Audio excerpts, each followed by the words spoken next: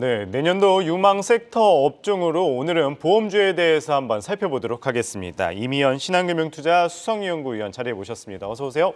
안녕하세요. 네, 최근에 이른바 이 삼성생명법으로 불리우는 이 보험업법 개정안 다시 이슈가 되고 있어요. 사실 보험업계 좀 어떤 영향이 미칠 것으로 보십니까?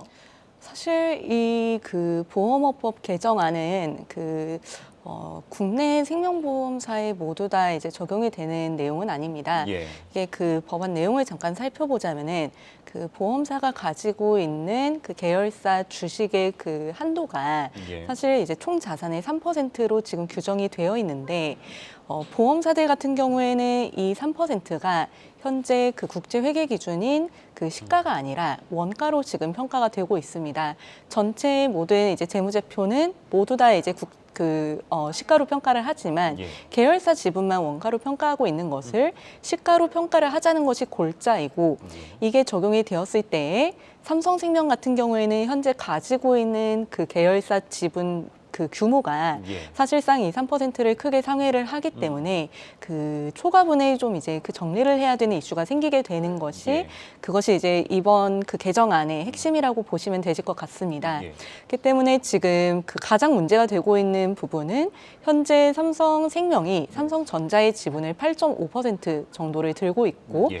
이 부분이 대략적으로 시가로 평가하면 한 30조 정도가 됩니다. 참고로 삼성생명의 운용자산은 한 200조 수준이고요. 그렇기 때문에 이제 상당 부분을 처분을 해야 된다라는 것이고 예. 이렇게 되면은 이제 만약에 이 법안이 통과가 되었을 경우에 삼성생명은 전자 지분을 처분하게 되고 예. 여기에 대해서 주주들은 배당을 수취를 할 수 있게 됩니다. 일시 처분을 하는지 혹은 지금 이제 개정안이 나온 것처럼 5년에서 7년까지 균등 처분을 하든지 어떤 시나리오가 되었던지 간에 사실상 이제 주주들에게 돌아갈 주주 배당금은 늘어날 수 있는 그런 이제 긍정적인 부분은 있고요. 다만 이제 중장기적으로 놓고 보았을 때에는 삼성생명의 경쟁력 측면에서는 좀 훼손되는 부분에 대해서도 조금 말씀을 드려야 될 것 같습니다. 예. 왜냐하면은 이렇게 거의 한 30조 원 정도의 규모의 네. 전자 지분으로부터 현재 약 3% 수준의 배당을 이제 수취를 하고 있는데 예. 이 중에서 이제 사회에 유출되는 규모가 꽤 있거든요. 왜냐하면은 이제 삼성생명의 유배당 계약자들에게도 배당을 지급을 해야 하고요. 예. 그리고 이제 법인세도 납부를 해야 하죠. 한 27% 정도가 될 거고 추가적으로 이제 주주 배당까지 감안을 한다면은 실질적으로 삼성생명이 이렇게 전자지분을 처분하고 나서 남게 되는 자녀분은 절반도 되지 않아요. 그렇기 때문에 실질적으로 운용자산의 절반 정도가 날아간 상태에서 예. 기존만큼의 투자 수익을 추구하기 위해서는 거의 한 6% 정도 나오는 투자 자산에 재투자를 해야 되는 것이고 예. 이거는 사실 경상적으로 놓고 봤었을 때 굉장히 어렵습니다. 잘 아시겠지만 보험사들은 자산 부채 듀레이션 매칭의 이슈가 있기 때문에 예. 부채 듀레이션을 매칭을 하면서 높은 수익률까지 추구하기는 쉽지가 않기 때문에 길게 놓고 봤었을 때에는 운용 측면에서는 현재 굉장히 부담이 될 수 있는 예. 그런 내용으로 좀 해석을 하시면 좋으실 것 같아요.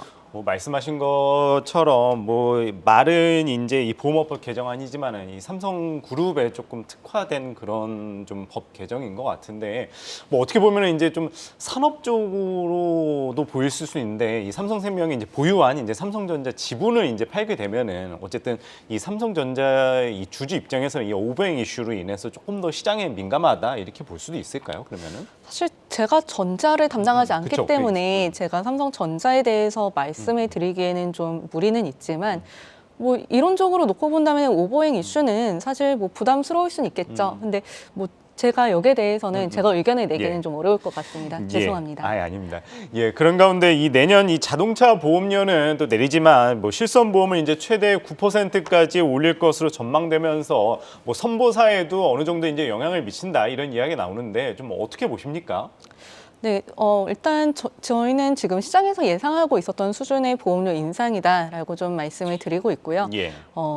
지금 실손 보험료는 8.9%를 인상을 하고 예. 자동차 보험료는 약 2% 인하로 지금 논의가 되고 있는 상황인데요. 예. 실손 보험료 같은 경우에는 매년 이맘때쯤 항상 이제 인상이 되는 것이기 때문에 굉장히 이제 루틴한 그런 이제 양상이라고 보시면 됩니다. 예. 다만 이제 이 보험료 인상 폭이 시장 기대치에 부합했느냐가 가장 중요한 이슈. 이슈인데 예. 이 정도면은 네, 크게 뭐 시장 기대치에서는 크게 벗어나지 않았다라고 보셔도 좋으실 것 같고요. 다만 이제 자동차 보험료를 앞으로 이제 얼마나 인하를 하겠느냐가 중요한 이슈일 텐데요. 지금까지는 한 2% 수준으로 이야기가 나오고는 있지만 예. 저는 최대 5%까지도 보험료 인하가 가능한 수준이라고 보고 있는데 2% 수준에서 자동차 보험료 인하가 만약에 멈춘다면은 예. 이것은 지금 손해보험사들에게 굉장히 큰 호재다라고 보고 있습니다. 뭐 사실 이제 이 실손보험이 계속 이제 만성 적자 사업으로 이제 계속 이제 각인이 됐었잖아요. 근데 맞습니다. 어쨌든 그래도 이번에 이 최대 이제 9%까지 올리면은 뭐 상당히 이제 좀 긍정적으로 봐도 되는 거죠. 그래도. 네, 굉장히 긍정적입니다. 사실 이제 그동안의 실손 보험료 인상률을 잠깐 살펴보자면은 예. 2018년도 초에는 실손 보험료를 동결을 했었고요. 2019년도에는 한 3에서 6% 정도 보험료 인상을 했었습니다. 예. 2019년도에는 9.9% 인상을 했었고, 예. 2020년도에는 9.9% 인상을 했었고, 2021년도에는 한 14% 정도의 보험료 인상이 있었고요. 예. 2022년도에도 사실 뭐 그렇게 크게 나쁘지 않았었던 상황에서 물론 이제 보험료 인상 그 폭이 좀 이제 꺾이는 모습이 나오는 것은 맞습니다. 예. 하지만 지금 현재 그 보험료 같은 경우에는 예. 소비자 물가 지수를 결정하는 데 있어서 굉장히 중요한 지표들 중에 하나입니다. 예. 지금의 경기 상황을 놓고 봤었을 때 8.9% 수준의 보험료 인상은 충분히 방어적이다라고 보셔도 괜찮으실 것 같아요. 예, 알겠습니다. 뭐 그런 가운데 이 내년도 이익 상향 조정 업종으로 뭐 보험주도 거론되고 있는데 보험주 좀 내년 실적 그래도 기대해 볼 만할까요?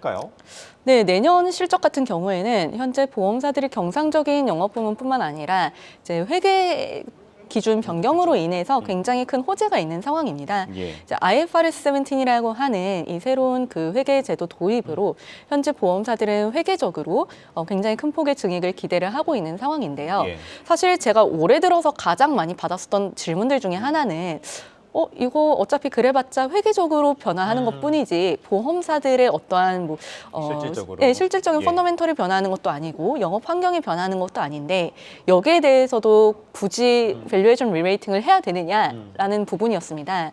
그런데 사실 저는 이게 단순하게 그냥 숫자 노름이 아니라 그동안의 보험사들이 가지고 있었던 보험 계약 가치를 그동안에는 재무제표로 확인을 하기가 어려운 한계가 있었지만 이제는 그것을 실질적으로 반영을 할 수 있게 되는 기존의 현금주의에서 발생주의로 전환이 되는 그 회계 원칙의 변경이 굉장히 큰 이벤트라고 보고 있고요. 예. 그렇기 때문에 실질적으로 현재 보험사들이 가지고 있는 보험 계약 가치에 대해서는 앞으로 정당한 그 가치 평가가 이루어질 필요가 있고 현재 굉장히 저평가되어 있는 이 보험사들의 계약 가치가 앞으로는 정상화되는 과정에 진입하는 그런 수순으로 저는 보고 있습니다. 뭐 말씀하신 것처럼 어쨌든 이 새 국제회계 기준으로 인해서 뭐 실적도 좀 괜찮아질 거라고 보시고 그렇게 되면은 뭐 금리 인상 뭐 대표적으로 이제 보험주가 꼽히는 상황에서 이 두 가지 이제 이슈를 봤었을 때 뭐 어쨌든 내년 좀 추가 상승 여력 그래도 가능하다고 보는 게 맞겠죠? 네. 내년에는 사실 올해 대비해서 그렇게 뭐 부정적인 이벤트들이 기다리고 있지는 않습니다. 뭐 앞서 말씀드렸던 것처럼 회계적인 증액도 예상이 되고 있는 가운데 예. 내년에는 이제 자동차 보험의 표준 약관이 변경이 되게 됩니다. 예. 이에 따라서 모럴 해저드성 보험금 청구가 자동차 보험 측면에서 많이 감소할 것으로 예상이 되고 있고요. 예. 실질적으로 앞으로 보험사들이 그동안에 가지고 있었던 보유계약 가치에 더해서 앞으로 신계약 가치가 더해지게 되면은 예. 이에 따른 기업 가치의 이제 상승이 좀 기대되고 있는 국면입니다. 예, 그렇다면은 좀 어느 시점에 그래도 한번 보험주를 눈여겨보면은 좋을까요? 그래도 지금입니다. 지금이요? 네. 그러면 지금에서 그래도 좀 내년까지는 그래도 어느 정도는 보유를 한다면은 좀 괜찮게 가지고 갈 수 있을까요? 내년까지 쭉 저는 좀 긍정적으로 보고 있고요. 내년 이제 딱 그냥 1년까지만 놓고 본다라고 하면은 당장에는 어떤 기업이 당장 이 회계 기준 변화로 인해서 수혜를 받을 것이냐에 대해서 좀 집중을 해야 됩니다. 이런 관점에서는 내년 탑픽으로는 하나손해 한국손해보험, 현대해상, DB손해보험 이렇게 세 개의 회사를 말씀드리고 있고요. 예. 생명보험사들 중에서는 하나생명과 삼성생명 탑픽으로 예. 말씀드리고 있습니다. 예. 다만 조금 더 이제 중장기적으로 놓고 본다면은 이렇게 변화한 회계 기준 하에서 앞으로 어떤 보험사가 이익이 지속 가능한지 이 서스테이너빌리티에 대해서 이제 예. 집중을 해야 되는데 그때부터는 실질적으로 이제 숫자를 확인을 하고 공시를 확인을 하면서 예. 각 회사들이 이 값들을 산출을 할 때 어떠한 가정치들이 들어갔는지 조금 예. 더 세부적으로 보고 접근할 필요가 있지 않을까 보고 있습니다. 그렇다면은 이 손보사와 생보사 두 가운데서는 좀 어느 것을 더 눈여겨보면 좋을까요? 일단 단기적인 관점에서 놓고 봤었을 때는 말씀드린 것처럼 어떤 회사가 더 바닥을 찍고 올라오느냐가 중요할 텐데 그런 관점에서는 생명보험 업종을 말씀을 드리고 있고요. 생명보험 같은 경우에는 지난 10년 전에 상장할 때부터 지금까지 예. 주가가 계속 지속적으로 하락하는 모습을 보였습니다. 예. 그 이유는 두 가지인데 첫 번째로는 상장 이래로 단 한 번도 금리가 구조적으로 상승하는 사이클에 진입하지 못했었고 예. 두 번째로는 이 IFRS 17이라고 하는 이 제도로 인해서 보험사들이 자본 잠식에 이를 것이다라는 우려가 예. 과도하게 주가에 반영이 되었었던 건데 이 두 가지 요인이 지금 모두 다 해소가 되고 있기 때문에 상대적으로 이제 그 바닥에서 올라오고 있는 국면에서는 좀 주가 상승 속도가 더 빠를 수 있을 것으로 기대를 하고 있고요. 손해보험사들 같은 경우에는 가지고 있는 계약들의 퀄리티가 굉장히 우수한 점을 감안을 해서 중장기적으로 놓고 보았을 때 좀 더 이제 점진적인 밸류에이션 리레이팅이 가능할 것으로 예상을 하고 있습니다. 예, 이 보험주 뭐 지금이 이제 매수 타임이라고 말씀을 하셨습니다. 뭐 오늘은 이 보험주에 대해서 살펴봤습니다. 이미연 신한금융투자 수석연구위원이었습니다. 말씀 고맙습니다. 감사합니다.